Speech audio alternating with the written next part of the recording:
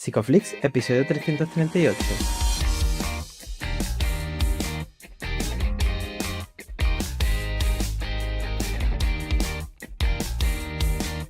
Bienvenidos a Psicoflix, un podcast para psicólogos y psicólogas, un podcast donde entre todos buscamos ser cada vez mejores profesionales de la psicología.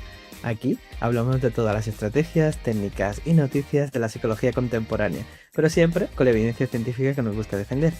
Hoy estamos emitiendo nuestro episodio número 338, en el que vamos a hablar de un abordaje contextual de las adicciones. Pero antes, recordaros que en psicoflix.com podéis registraros y acceder a la newsletter gratuita para estar al día de todas nuestras novedades. Bueno, bienvenidos al podcast, muchas gracias por estar aquí, yo soy Ye. Darío, ¿cómo estás? Muy bien, estaba pensando la cantidad de cosas que tenemos la semana siguiente a la que sale este episodio. Vamos a ver cómo se nos escucha en el siguiente episodio. El día 25 tenemos este webinar en abierto. Si vais a psicoflix.com/webinar, veréis ahí una landing donde podéis poner vuestros datos para que os mandemos el enlace a ese webinar que haremos el 25 a las 7. Y nos vemos el 27, no, perdón, el 27, no, el 29 en Girona. O sea que, bueno, ya creo que no habrá entradas, pero no habrá pase, pero bueno, la gente que esté por allí, pues nos encantará saludarla. Y sí, todas estas cosas tenemos, ¿ya? Nada, muy feliz. Además, ese episodio creo que se va a grabar también como las ediciones anteriores, así que también lo tendréis también por aquí, lo subiremos en las próximas semanas.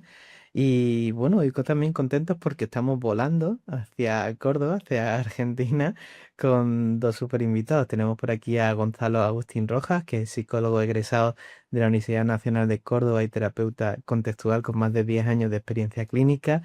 Desde hace 15 años trabaja en el campo de las adicciones y además de psicólogo es supervisor y cofundador de Impacto Clínico, una comunidad dedicada a la formación de jóvenes profesionales y al acompañamiento clínico desde las terapias contextuales y la evidencia científica. Y por otro lado tenemos también a Eduardo Estafeta, que es licenciado en Psicología de la Universidad Nacional de Córdoba, trabajando también como colaborador de cátedra y del laboratorio de neuroimagen de la misma facultad. Trabaja en el área clínica como terapeuta especializado en adicciones y modelos conductuales contextuales desde hace más de una década.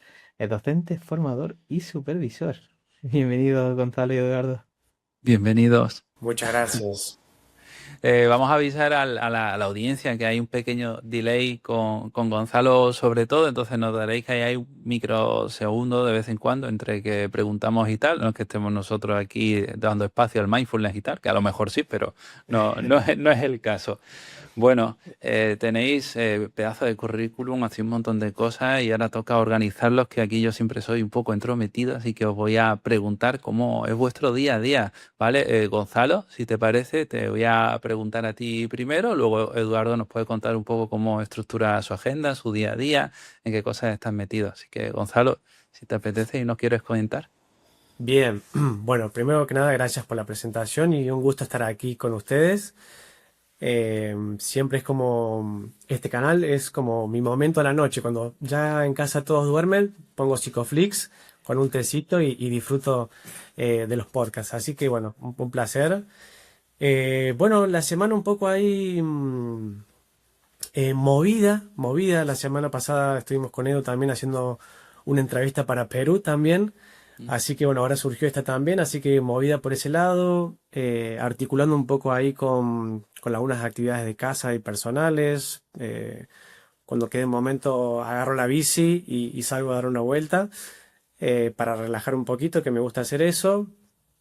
Y ya por la tarde sí arranco un poco más la consulta, caso por caso ahí. Y después quizás venga alguna reunión de equipo también como para supervisar a unos colegas que acompañamos también dentro de lo que es impacto clínico. Pero bueno, ahí también preparando las clases, también esta semana tenemos clases con Edu, así que bastante movida esta semana. Una pequeña aclaración nada más de mi cutícula, gracias por mencionarla. Ha quedado un poco en el pasado la participación en el laboratorio de neuroimágenes.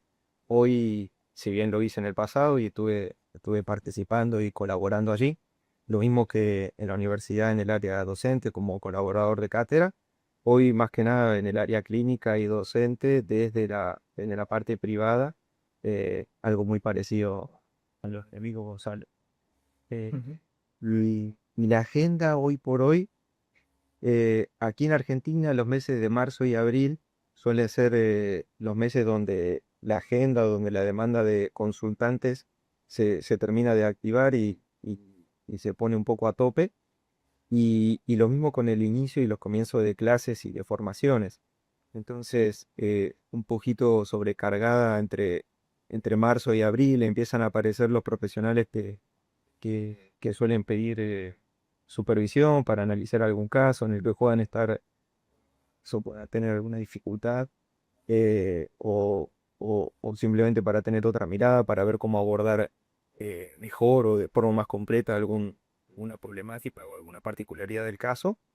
Y también tenemos que ir como renovando y armando las clases de tanto la dinámica de las adicciones y del abordaje de los trastornos por el consumo por sustancias y adicciones comportamentales. Siempre nos van poniendo en el desafío de la dinámica constante, del cambio constante, y aparecen nuevas consultas, nuevas dudas, nuevas demandas. Así que siempre estudiando y tratando de aprender y de no correr tan detrás de lo que es la problemática en sí de las adicciones. Ujú.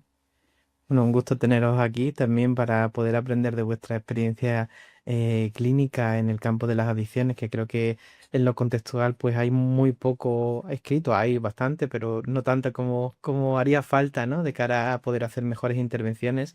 Y quería irme a ese primer momento vuestro, Gonzalo, Eduardo, en el que veis vuestros primeros casos en el abordaje con adicciones y quería saber qué ideas teníais al principio sobre las adicciones que habéis tenido que deconstruir o desmontar a lo largo de los años. ¿Qué ha cambiado para vosotros? Eh, Creo que al comienzo, igual que tal vez le pueda pasar a la gran mayoría de las personas, por ahí puede partir de ciertos preconceptos, de algunos estigmas y algunas nociones bastante equivocadas, bastante erradas, desde, desde, desde lo religioso, desde lo moral, desde lo ético, eh, tal vez incluso desde el estigma y la carga más punitiva de ver a la persona que consume, incluso a la persona que sufre de adicciones, como un delincuente o como alguien que está fuera de la ley o de lo preestablecido, de lo que tendría que ser correcto o aprobado desde lo social, y de construir todo eso.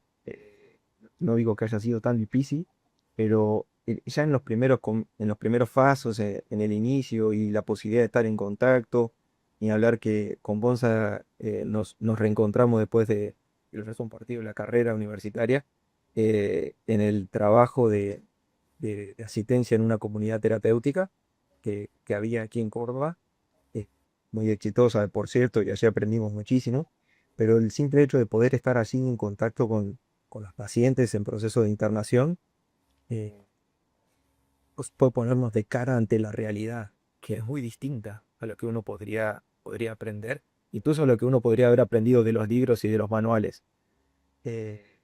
Aunque no tuviera el abordaje que tal vez intentamos hoy más que nada con Gonza, en forma más completa desde el análisis funcional de la conducta, de acuerdo a todo lo que hemos podido aprender y todo lo que seguimos aprendiendo, por suerte. Aunque no fuera un análisis o un abordaje de las adicciones conductual netamente, aún así uno podía aprender mucho, y ese proceso a mí, en mi experiencia, fue realmente transformador. Fue maravilloso y muy doloroso también, ver esas realidades y entrar en contacto con esas realidades. Pero creo que esas etiquetas o esos preconceptos se derrumbaron fácilmente con el primer contacto, ¿no? De ver esa realidad desde ese otro lado. Para sumar un poco más, en mis primeras experiencias me tocó trabajar con personas con adicciones en conflicto con la ley, sobre todo con un perfil más juvenil. Y bueno, al estar como enfocado en esa población, siempre pensaba en aquellos entonces de que las personas que consumían solamente eran personas como de bajos recursos. Después tuve la posibilidad de moverme en otros dispositivos y también vi que en todos los estratos social aparece este problema, digo, ¿no? Incluso personas también con la heladera llena, decimos nosotros con Edu como metafóricamente, digo, también está este problema súper instalado, ¿no? Y entonces, bueno, también pude ver eso de que a nivel social cómo se movía las conductas adictivas en sí. Y por otro lado también algo que me ayudó como a romper en aquellos entonces fue esto de que, eh, bueno, que no era una falla de la voluntad, ¿no? Sino em, eso tenía que ver quizás con un mito, pero la experiencia me pudo como atravesar y romper eso de que la persona que consume en realidad ha encontrado un aprendizaje en ese comportamiento que le ha servido para lidiar con algo, básicamente. Y bueno, pensarlo así creo que también me hizo como encontrarme como en una postura y una mirada mucho más cercana de esa persona que está queriendo como pedir ayuda, ¿no? Mm. Estaba pensando en justo ese estigma que se suele tener en torno a las personas que viven una adicción y que aunque lo critiquemos, el modelo biomédico lo protege un poco más, porque ese libre albedrío en una enfermedad parece mucho más excluido, ¿no? Alguien no decide tener una enfermedad, pero cuando hablamos de aprender, parece, nosotros sabemos que no, pero parece que la voluntad sí que está un poco de por medio. ¿Vale? Sí, el modelo biomédico tiene como esa protección, pero tiene muchas otras cosas negativas. Quiero abrir el debate ahí porque me parece interesante, pero a la vez también preguntar qué cosas malas tiene etiquetar la adicción como una enfermedad. Gonzalo, si quieres, que has hablado poco. Vamos a hablar un poco más. Bien. Eh, nosotros, bueno, hay un dilema interesante ahí, porque algunas etiquetas pensamos que son funcionales, ¿no?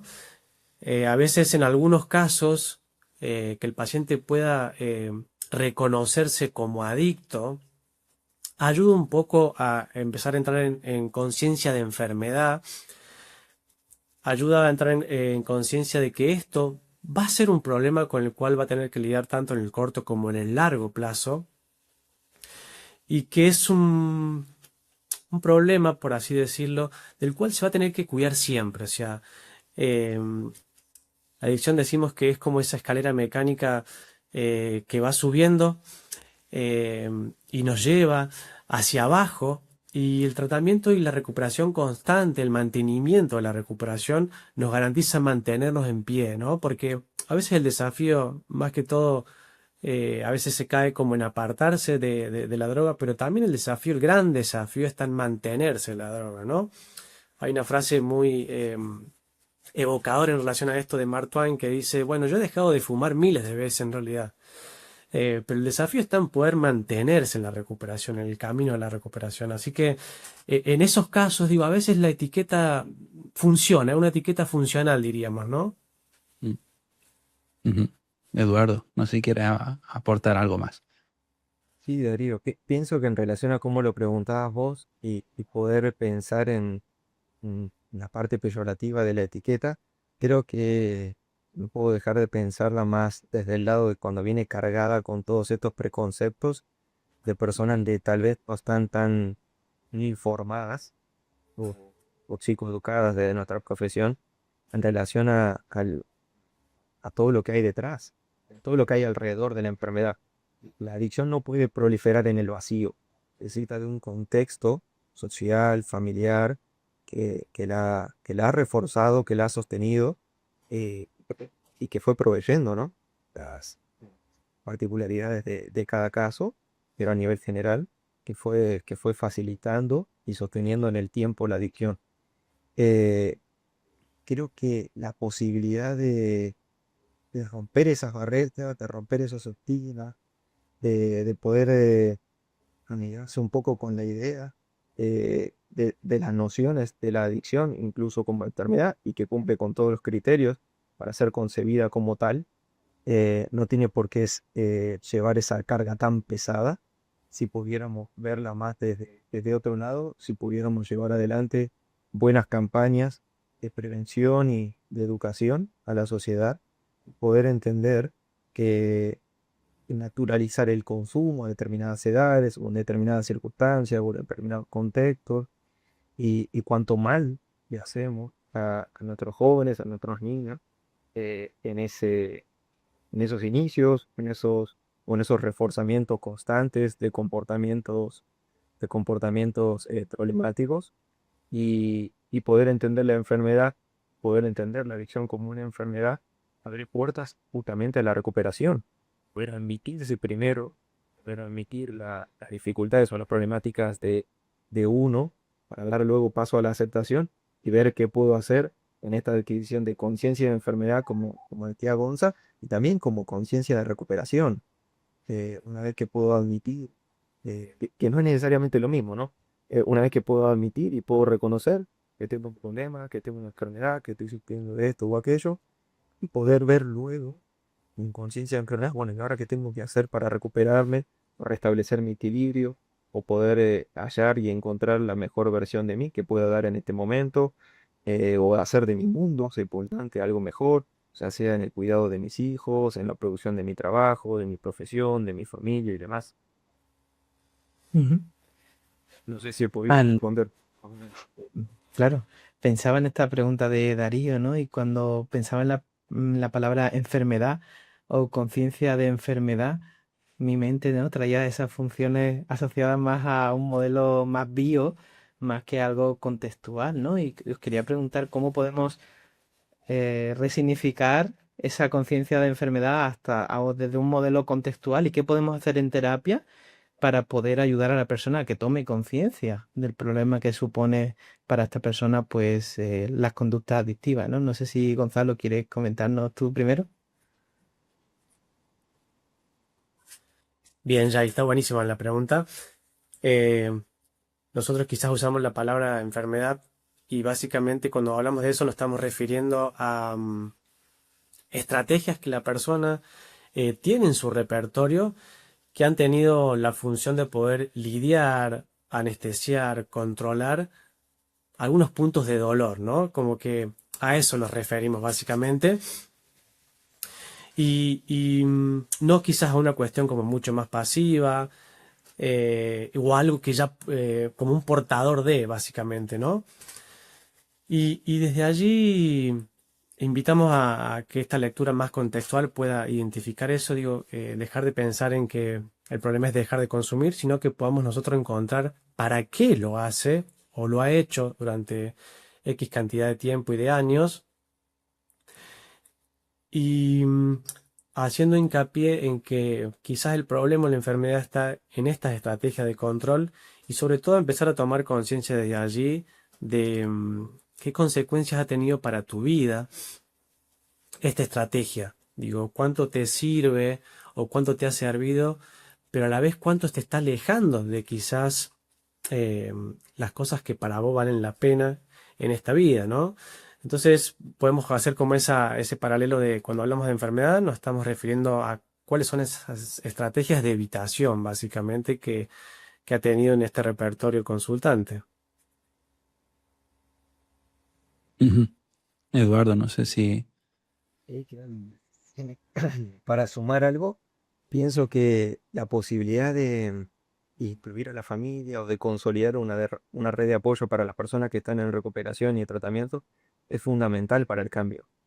Eh, la idea de poder entender, eh, tanto desde el análisis funcional de la conducta, lo que ocurre antes y lo que ocurre después, eh, en el abordaje de cambio de una conducta o de un comportamiento tan difícil de controlar, las conductas adictivas, es fundamental. Muchas personas, incluidos nosotros, ¿por qué no? En algún punto nos hemos quedado muy atrapados en este ¿por qué yo? ¿Por qué a mí? Si mi familia también, si mis amigos también, si probamos al mismo momento, en el mismo lugar, bajo las mismas circunstancias, ¿por qué yo luego he desarrollado esta problemática? ¿O por qué para mí es tan problemático? ¿O por qué solo a mí me miran, observan? Eh, Muchas veces nos hemos enredado y empantanados en esta idea de, bueno, ¿cómo dio origen? qué me pasó a mí, qué fue diferente en mí. Y para quedar luego enredados y embrollados en un nudo, donde poder dar explicación a por qué yo y no otra persona, implicaría tantas aristas, tantos puntos de análisis que se nos hace realmente imposible poder dar cuenta de una relación causal así. Sin embargo, tener como alternativa la posibilidad de hacer un análisis funcional de la conducta y poder desviar el poco más en un para qué, en el que el por qué, que quizás pueda haber dado origen a la enfermedad, es fundamental. Pero no solo es fundamental para el consultante en tratamiento, sino para la familia. Poder entender que si nosotros hacemos esto, o luego de la conducta realizamos esto o aquello, o dejamos de realizar esto y aquello, y empezamos a dejar de reportar aquellas conductas y de problemáticas o de consumo, y empezamos a incluir comportamientos que sean incompatibles con la adicción, voy a terminar operando cambios. Aunque esto haya sido tan difícil de controlar para nosotros, o tan difícil de entender, tener esa puerta y poder decir, ah, bueno, pero si dejo de darle dinero, pero si dejo de rescatarlo, cuando empieza a sufrir las consecuencias naturales de su consumo para los familiares, es maravilloso. Y para alguien que tiene afectada vías como la del control inhibitorio, de la corteza prefrontal, áreas basales, o el sistema de recompensa, o el sistema motivacional, y donde ya no depende tanto de sí, esto de decir, bueno, este lunes me lo propongo y comienzo la dieta. Este lunes me lo propongo y ya no bebo nunca más. Y esta va a ser la última vez que haga tal o cual cosa. Tengo tan afectado esto, y el libre albedrío ya no consiste tanto en decir sí a la vida, sino en aprender a decir no. Y lamentablemente mi sistema nervioso central está afectado. Ver que puedo controlar las otras cosas.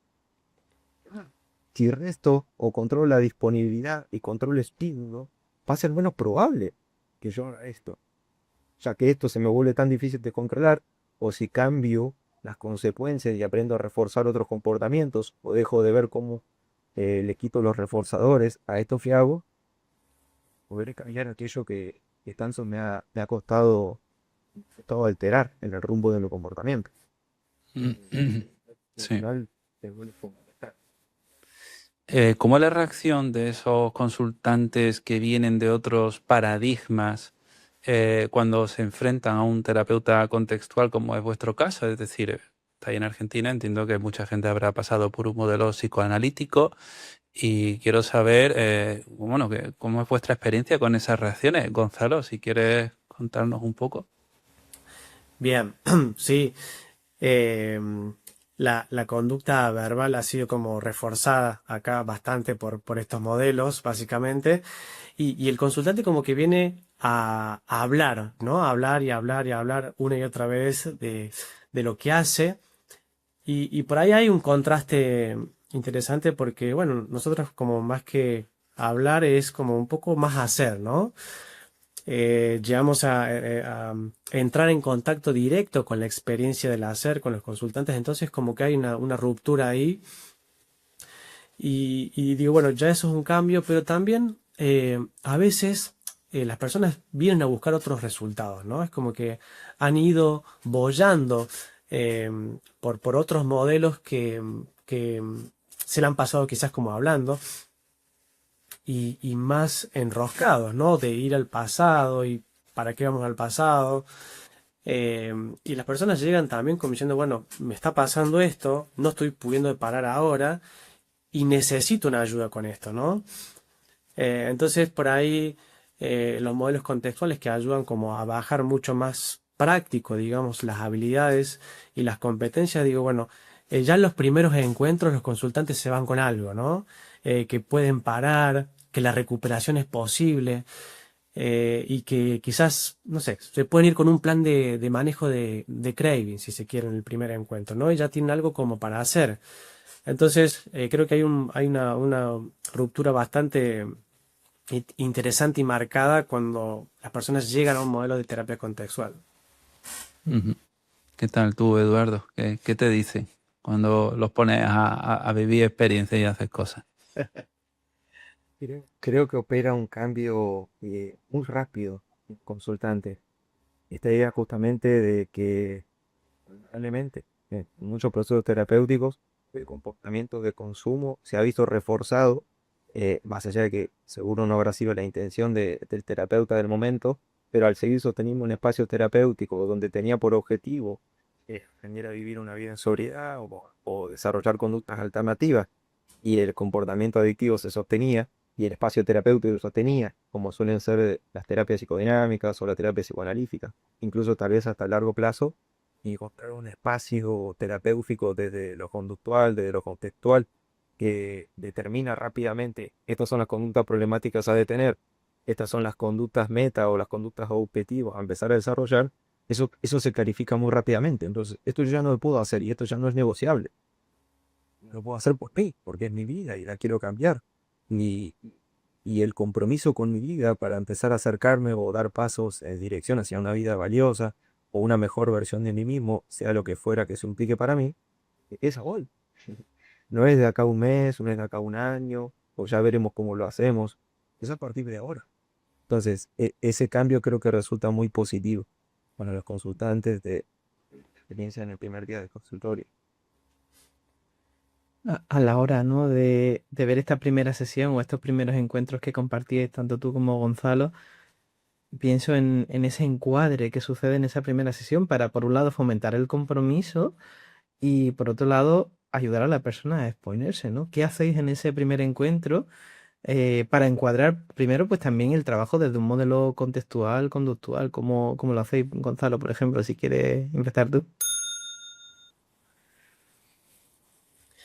Bien, por ahí en el primer encuentro resulta interesante como tomar prestado algunas estrategias de diferentes modelos.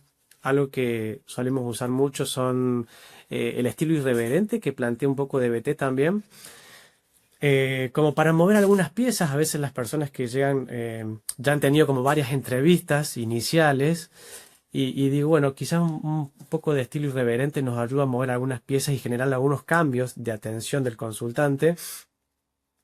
Sí, también aquí nos puede resultar como valioso, pensando en ACTA, el proceso de desesperanza creativa. En lugar de meternos a pelear con lo que puede ser la negación, bueno, la desesperanza creativa nos invita como a evaluar ahí qué estás queriendo lograr, con estas estrategias, cuánto te ha servido en el corto y en el largo plazo. Y testear un poco también la disponibilidad de la persona si está dispuesto a hacer algo distinto en este momento, ¿no? Y aquí es importante como hacer contrastar con las contingencias naturales de la adicción, ¿no? O sea, cuáles son los problemas, qué está destruyendo en tu vida, tu matrimonio se está yendo, te están por echar del trabajo o no.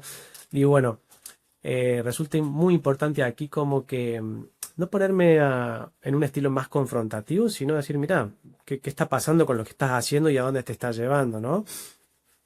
Creo que en esas primeras entrevistas puede resultar muy útil y también pedir un feedback. Me parece que desde ahí pedir un feedback de cómo fue, cómo se sintió, si está dispuesto a asumir un compromiso.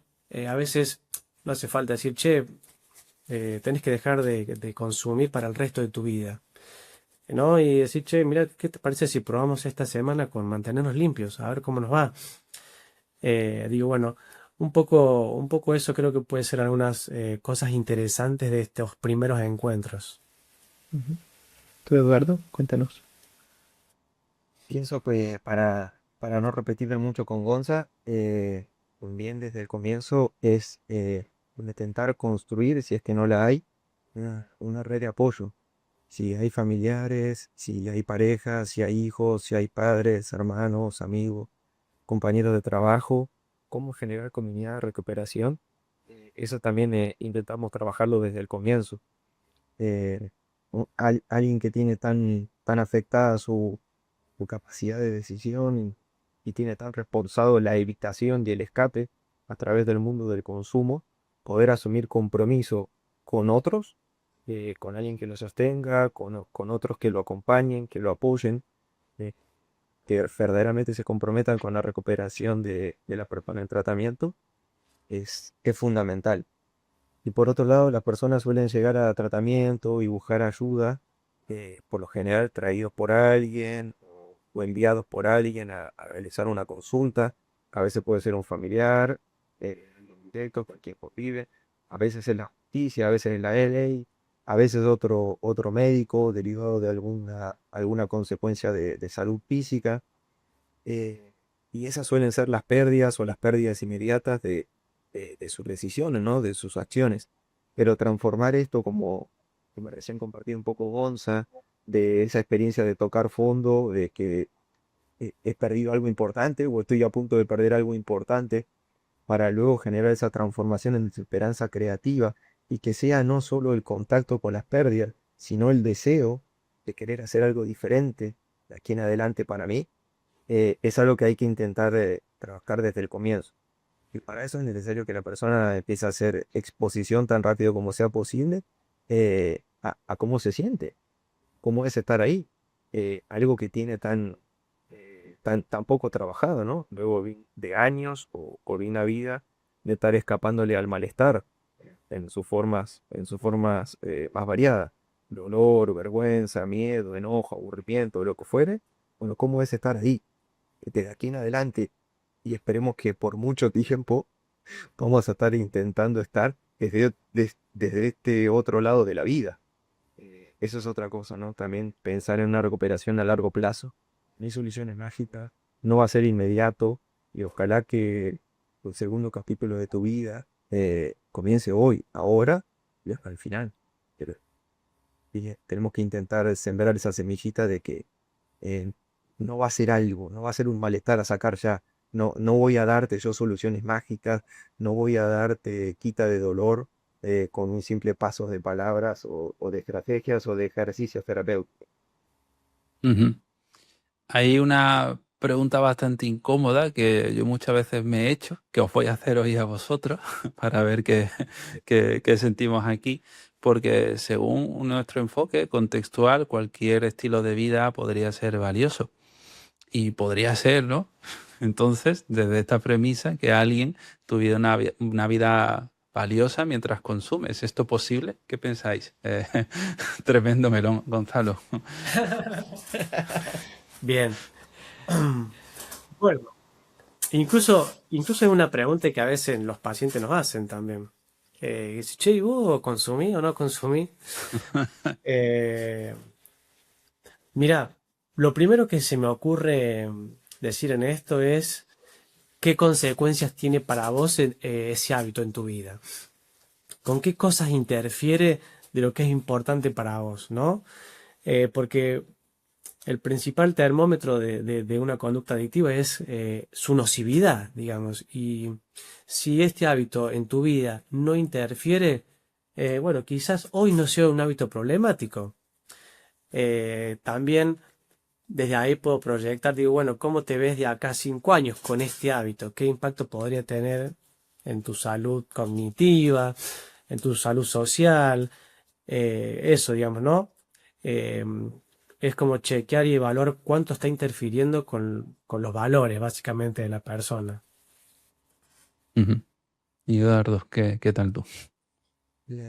Pienso que el cambio de eje y el admitir que vivimos en una sociedad de consumo que nos ha ido y dando a torcer el rumbo de los abordajes o de las miradas, de modelos más prohibicionistas a modelos más contemplativos, y la posibilidad de ver que en tanto sociedad de consumo, quizás lo más optimista que podamos lograr sea una reducción de daño, ¿no? Porque quien logre erradicar de su vida el consumo de una sustancia particular o mejorar un comportamiento particular, pues tendrá una gama de comportamientos posibles a desarrollar infinitas. Consumir noticias, consumir viajes, redes sociales, comida, ropa, otras drogas, otras sustancias, pues lo que fuere. Entonces, creo que siempre va a estar ese dilema y ese desafío, puede lograr invitar a la persona a desarrollar sobriedad, eh, y alejarse tanto como fuera posible de algunos comportamientos o de vínculo con algunos fenómenos u objetos o sustancias que le han hecho perder tanto en su vida, fundamentalmente en términos de valores, ¿no? De las consecuencias directas del consumo. Un tanto lo ha mantenido alejado o desconectado de aquello que la persona en verdad ama o valora y poder invitarlo a estar tan en contacto con aquello como sea posible, ¿no? Verdaderamente vas a hacer esto o vas a elegir aquello, lo que fuere en términos de consumo o elecciones, incluso cuando correrías riesgos de estar alejado, desconectado o perdiéndote aquella posibilidad con tus hijos, con tus hijas, con tu pareja, con tus padres, con tus hermanos, con amigos, y tratar de conectar con aquellas cosas que nosotros sabemos que las personas, o hemos ido pudiendo aprender en el concurso de la terapia con nuestro consultante, que la persona realmente valora y ama. Eh, no sé si es completamente incompatible, pero es el que vale la pena intentar eso. Por otro lado, después de tantos años de estar de este lado, de este lado del ilustrador, Ujú. en el acompañamiento de problemáticas derivadas de consumo, nosotros sabemos que estar lejos de algunos comportamientos de consumo es lo mejor que uno puede hacer y que la dosis más saludable que podemos recomendar a las personas en muchísimos casos es cero. Ujú. En muchas ocasiones en sesión nos encontramos con problemáticas o con conductas en este caso que son muy automáticas, muy repetitivas, muy reforzantes, como mencionabais vosotros anteriormente. Y pienso en una doble pregunta al hilo de esto. Por un lado, el trabajo con las sensaciones interoceptivas, con esas sensaciones fisiológicas que muchas veces pueden llevar a consumir. Y por otro lado, las adaptaciones que hacéis a ACT, a DBT o a FAB eh, para el trabajo, ¿no? Con conductas que son tan automáticas y tan reforzadas, ¿no? Cuesta mucho trabajar con esa asociación. ¿Cómo lo hacéis? ¿Qué cosas habéis cambiado en vuestra forma de intervenir desde estos modelos para facilitar, ¿no? El cambio. Gonzalo, cuéntanos tú si puedes. Bien, Jai. Bueno, em, algo para la primera pregunta. De hecho, pasa mucho en el análisis funcional cuando queremos trabajar una recaída, es que el consultante te dice, y pensé esto y fui a comprar y consumí. Y digo, ¿y sentiste algo en ese momento? No. Es como que hay muy poco registro, muy poco. Em, entonces, acá como que cobra un gran valor el proceso de momento presente, eh, que la persona empiece a desarrollar competencias de automonitoreo, de qué me pasa a mí, de cómo es mi gestión emocional, de cómo me transmite mi cuerpo y de qué yo hago un poco con eso. Así que creo que en estos procesos básicamente es como momento presente es esencial para el aumento de la conciencia y que la persona aprenda un poco a tener registro, ¿no? Incluso acá podemos usar también una planilla de registro diario que me permite ver qué emociones me visitaron en el día, cómo respondí a eso, con qué intensidad incluso también puede estar bueno eso. Pero para romper es un poco ese patrón de respuesta automática que en la adicción está como muy marcado, bueno, creo que momento presente y automonitoreo son herramientas esenciales para eso. Mm. Eduardo. Eh, una persona que aprende a censar mejor sus experiencias internas es una persona que nuevamente luego toma mejores decisiones. Y mientras más sensible, mientras más inteligente a nivel emocional, la persona pueda ir decidiendo a lo largo del proceso terapéutico y poder aprender a discriminar y etiquetar correctamente. Lo que me ocurre es que estoy triste, lo que me ocurre es que tengo miedo, lo que me ocurre es que estoy pensando que, lo que me ocurre es que a nivel físico, tensión, calor, cansancio, hambre, sed, lo que fuere, sueño, poder aprender a reconocer eso y aprender a entrar y a animarse a estar con la experiencia interna, es fundamental para el proceso terapéutico y para el proceso de cambio. A partir de allí, si la persona puede ver dónde está, qué está ocurriendo, cómo me estoy sintiendo, puedo aprender a tomar mejores decisiones en relación a qué quiero que ocurra luego y qué quiero hacer con esto y cuáles son mis opciones, qué alternativas hay de esto que me está pasando.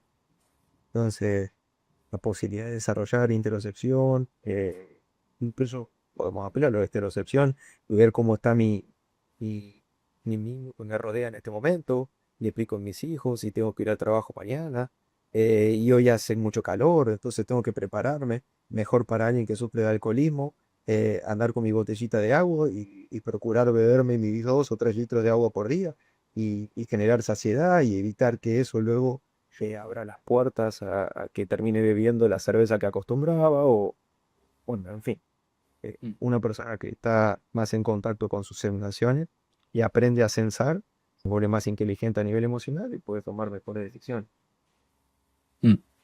No, no me quiero ir sin haceros otra pregunta bastante complicada de responder. Antes hablaba de una vida valiosa mientras uno consume. ¿Y qué ocurre cuando vuestros valores, los valores están, o bueno, más que los valores, las áreas o las personas importantes están muy relacionadas con el consumo, ¿no? Cuando es tu pareja la que consume, cuando son tus grupos de amigos más cercanos los que consumen, y alejarte del consumo a veces también implica alejarte de esos seres queridos. Es una situación muy delicada de trabajar y me gustaría saber un poco vuestra experiencia. Gonzalo, cuéntame si quieres. Bien. Bueno, en el trabajo con consultantes con conductas adictivas, eh, es un tema súper importante esto.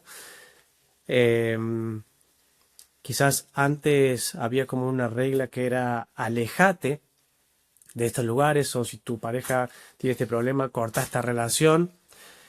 Eh, y un poco lo que hacemos nosotros es como plantear una chance más, ¿no? A ver, ¿qué pasa si ahora trabajas en esta relación o con estos amigos de que vos estás en recuperación?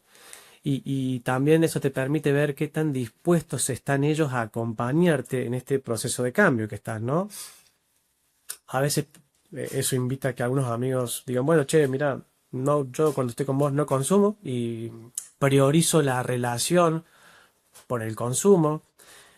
Quizás haya otras personas que prioricen el consumo y también eso me llama un poco como a trabajar desde la aceptación, alguna pérdida de alguna relación que se sostenía solamente por el consumo, quizás Ujú, evidentemente.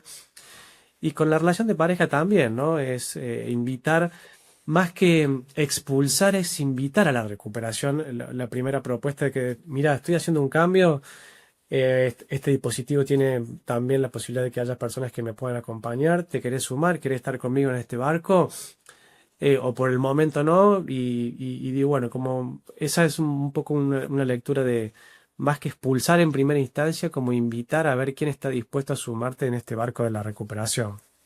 ujú, ujú. Eduardo, ¿quieres aportar algo? Sí, creo que afortunadamente en el mundo de las adicciones hay tanta literatura y tantas investigaciones desarrolladas que pueden evidenciar cuán difícil es recuperarse con una persona, ¿no? Mm, Que también consume, inicien los dos o no el tratamiento al mismo tiempo o la recuperación al mismo tiempo. Las estadísticas evidencian cuán difícil se vuelve esto, ¿no?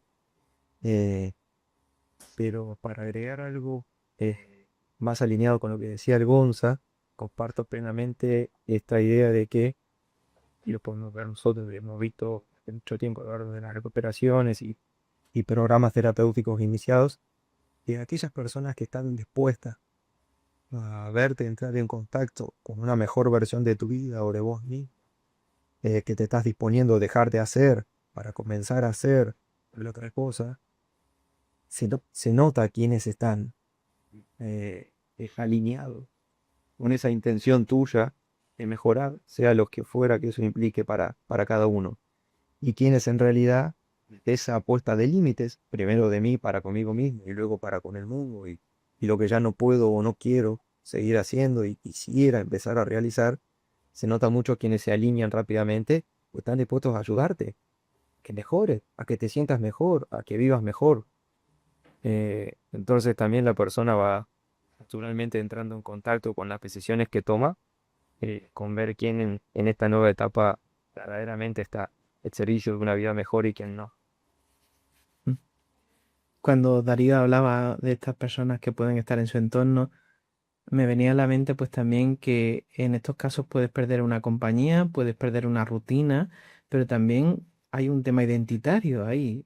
Cuando uno consume puede tener contacto con cierta identidad y ahí también hay un duelo cuando uno deja de consumir. Me gustaría que nos hablarais, terminando, ¿no? Para la entrevista, pues ese trabajo con la identidad, con el self y qué supone, cómo trabajáis este duelo también con habitar otra forma de ser y comportarse. Gonzalo. Bien. Qué bueno lo que planteas, Jaime. Me gusta mucho. Porque quizás ahí es cuando podamos tocar un poquito la puerta al proceso del yo como un contexto, que es que en realidad nosotros no vamos a destruir ni eliminar ninguna versión de esta persona. Quizás estas versiones tengan que ver más con su pasado y el trabajo ahora es como quién querés ser, incluso a pesar de todas las experiencias que has tenido, ¿no? Eh, Eso, porque a veces se confunden que quiero volver a ser el de antes de consumir y que tampoco es posible eso, porque ya ha pasado un bagaje historial en tu experiencia que también te ha marcado eso en términos de aprendizaje y ahora podés elegir quién quieres ser a pesar de lo que pasaste, ¿no? Y, y bueno, ahí un poco es entender que esto que quizás eh, la idea de un yo como mucho más amplio y que mm, puede albergar y contener todas estas facetas o historias que ha tenido esta persona sin buscar eliminarlas, sin entrar en una lucha con eso, sino que han sido parte y que hoy es posible elegir quién quiere ser en este contexto actual, básicamente. Eduardo, cuéntanos tú. Sumo a la impresión de Gonzo, me parece un tema súper interesante, porque es cierto que se vive muy dolorosamente ese proceso de duelo, ese proceso de pérdida, de dejar de ser, según mi concepción, quien era, ¿no? Era el que, bueno, aquí en la Argentina iba a la cancha y consumía en la cancha a ver mi equipo de fútbol favorito, o que bebía tales bebidas, o que trabajaba en tales lugares, o que con mi grupo de amigos o de colegas hacía tal o cual cosa, y hay como hay realmente una pérdida de identidad. Y uno, claro que es, al menos en parte, lo que hace. Entonces, si ya no puedo hacer esto, o si me propongo, me dicen que debería intentar algún comportamiento alternativo, dejaré de ser aquel. Es cierto, eso se vive muy dolorosamente y mucha dificultad en la primera etapa de recuperación.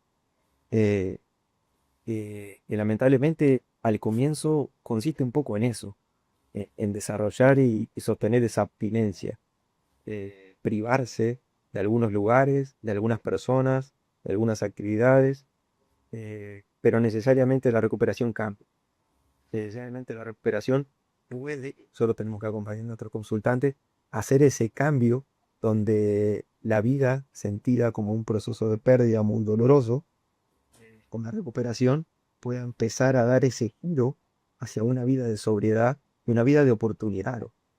La recuperación también garpa, la recuperación también paga, la recuperación también me da muchísimo más de lo que pude ver a un comienzo, ¿no? Ok, Mm. he dejado de poder ir o poder estar como lo hice, como lo era en aquel entonces, en determinados lugares, con determinadas personas, yo puedo hacer otras cosas. Y tengo otras cosas. Tal vez antes vivía de noche, ahora vivo de día. Bueno, en el amanecer también hay un mundo de oportunidades maravillosos, ¿no? Y nosotros tenemos que acompañar a nuestros consultantes a eso, a poder hacer ese equipo. Mm. Qué bonita frase que resume mucho de los procesos que ocurren, ¿no? En el trabajo con adicciones.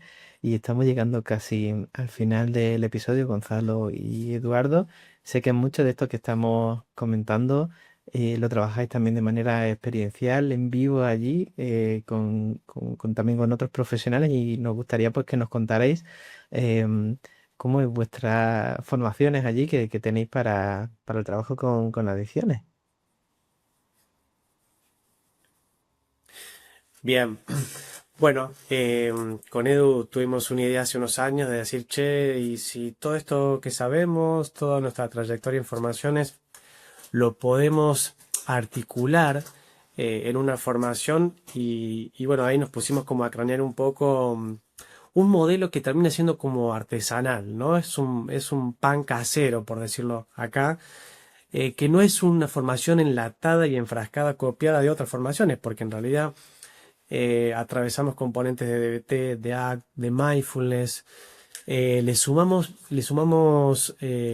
unas clases de abordaje de trauma y adicciones y también hicimos una clase de adicciones comportamentales porque también vemos que algo que está como muy en auge y siempre vamos buscando como hacer algún ajuste o alguna novedad a la formación. Y bueno, y en agosto volvemos a arrancar bueno, no sé si será la quinta, sexta edición. Eh, Así que bueno, entusiasmado con eso, con una versión nueva de la formación y bueno, es algo muy único, por decirlo de alguna manera, ¿no? Es algo que no sé si está, al bueno, menos nosotros no lo hemos visto tampoco en el mercado, así que bueno, lo sostenemos ahí con mucho orgullo.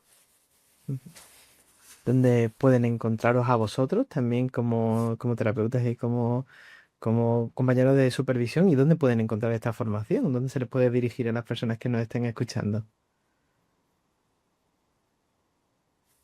Bien, bueno, por ahí para los interesados nos pueden encontrar por Instagram, que es @impactoclínico, es como la cuenta. O también nos pueden escribir un mail para si quieren alguna consulta en particular, que es impactoclínico@gmail.com. Esas son las vías como de comunicación. Maravilloso, pues las dejaremos enlazadas en las notas de este programa para cualquier persona interesada que quiera formarse con vosotros. Y Gonzalo y Eduardo, ha sido un gusto teneros aquí en el programa hoy. Muchas gracias. Pues, un placer. Así es. Gracias, se pasó rapidísimo la hora. Digo lo mismo. Idea de querer compartir tantas cosas y decirles, les podría decir esto o compartir aquello y luego la charla se va dando por otros lugares y no sé, mientras iba escuchando las preguntas iba tratando de dar una respuesta, por momentos había tantas cosas que quería decir y me daba miedo enredarme y que no se entendiera nada. Hay un total del 99% de la gente que siente lo que tú sientes después de este grabar, pero damos las gracias. Psicofly es un sitio donde tanto yo como yo recibimos una clase todas las semanas, a veces dos incluso, de forma completamente privilegiada. Así que muchísimas gracias. Es un placer. Muchas gracias por estar aquí con nosotros. Muchas gracias también a ti que estás oyendo este programa. Si te ha gustado, recuerda suscribirte, porque la semana que viene estará por aquí Alberto Jimeno y la siguiente Marta Cortizas. También 2 episodios muy chulos que os van a gustar mucho también, como el de hoy. Recordaros rápidamente también que tenéis el webinar gratuito en psicoflip.com/webinar, que es una nueva página también donde encontraréis toda la información sobre este webinar gratuito del próximo lunes.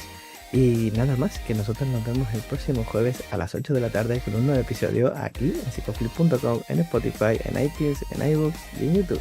Hasta luego. Hasta luego.